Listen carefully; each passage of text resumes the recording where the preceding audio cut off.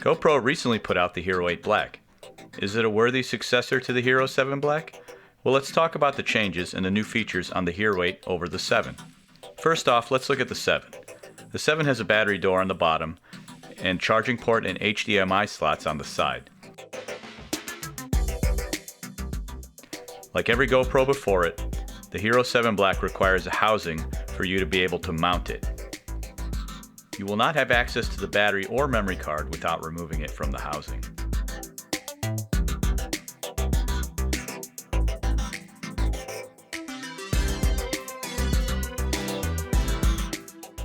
GoPro moved the battery and SD slot to the side on the Hero 8 Black.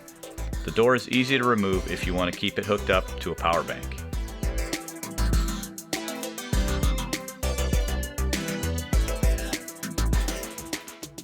Noticeably absent is the HDMI output.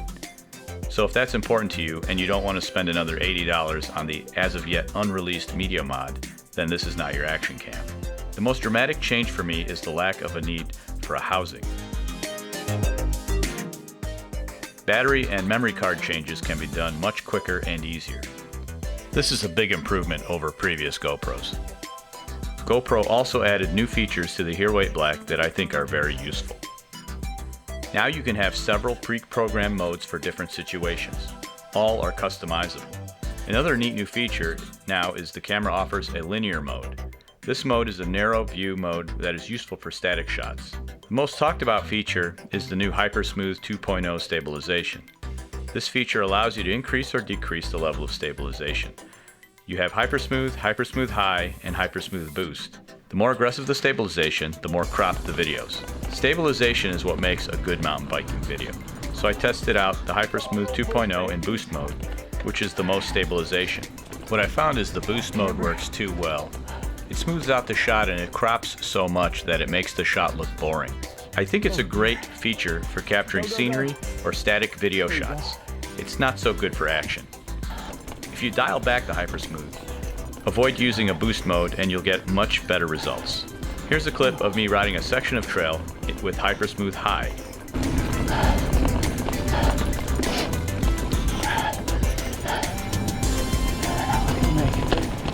Now here's the same camera setting, but in standard HyperSmooth. A little unscientific, but these clips are on the same section of trail and are the same exact length.